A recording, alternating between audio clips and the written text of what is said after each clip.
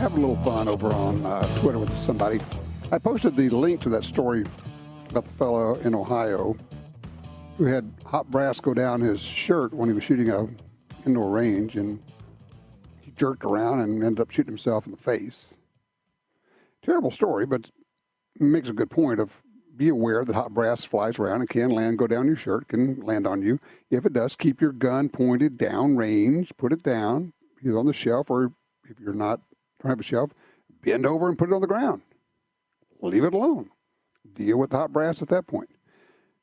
But in this article, the sheriff said something about the fellow was shooting a 9mm automatic, and somebody on Twitter is going, "Oh, it's not automatic. He should know better. It's not automatic. It's not an automatic." Yeah, it was. It was a 9mm automatic pistol. Obviously, it's a semi-automatic.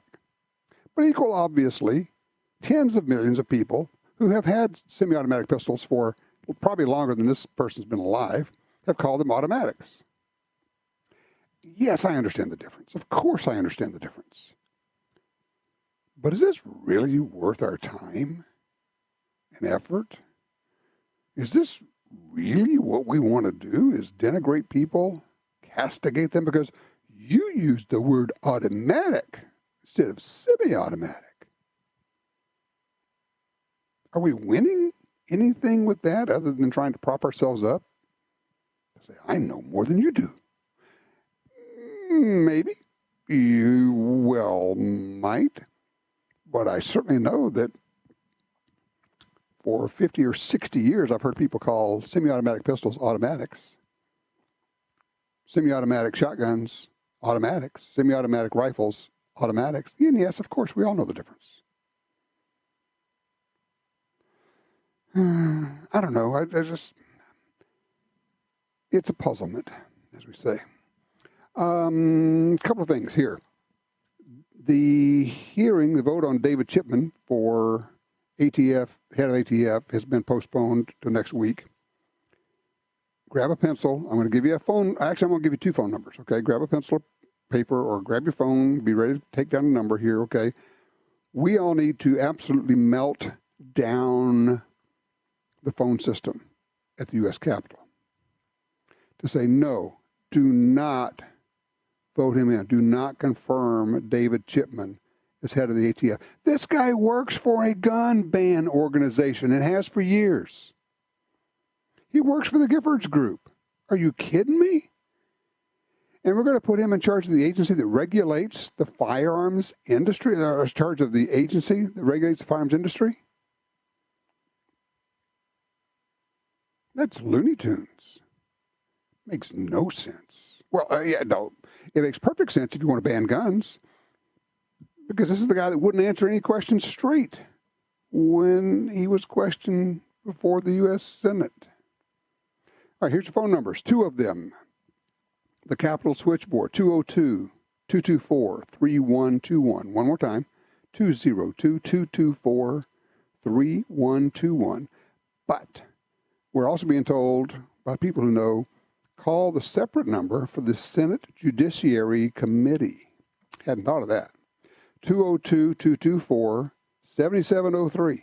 Again, 202-224-7703. If you ever want to do something for the Second Amendment, if you ever want to do something for gun rights, this may be the most impactful thing you can do in the next 48 hours. Call both those numbers and say no to David Chipman as head of the ATF. We did have good news coming out of Texas. Texas Governor Greg Abbott signs constitutional carry and 6 other bills, good gun bills in Texas. Now, understand that the constitutional carry in Texas does not take effect until September 1, okay? So don't go running out there and carry and conceal without your permit until September 1. But this is a big deal. 21 states now, 21 states. Let's see, some of the other ones they had. Prohibit the sale, prohibit the state from contracting with companies that discriminate against the firearms industry and firearms industry related business. What that means is that if there's a company, a banking institution, a financial institution that refuses to do business with the firearms industry. Texas says, well, we won't do business with you. If you're going to discriminate against an industry, companies that are constitutionally protected, no, you can't do business with the state of Texas. That's a good move. I like that a lot. Let's talk about this constitutional carry or permitless carry idea, because I keep seeing people say, you know, without training, Texas is going to devolve into chaos. If you don't require people to have a background check and get a permit and pay the money and take the class, we have no idea what's going to happen. Or as one put it, I can't imagine what's going to happen. And I answered her, I said, well, all you're telling me is that you have a lack of imagination. Oh, yeah, and you won't do the research. It's not like Texas just created this.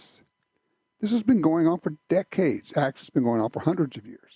The reality is, we have a track record that goes back 245 years. Vermont has always had permitless carry. Vermont has always had constitutional carry. You could always carry concealed in Vermont without a permit. When's the last time you heard somebody refer to Vermont as a hotbed of criminal activity? Not. Or any of these other states that have passed constitutional carry. There's been no resultant increase in crime in these states. Somebody said, well, you know, in some of these states, crime rate went up after they passed it. Yes, but the crime rate went up in all states.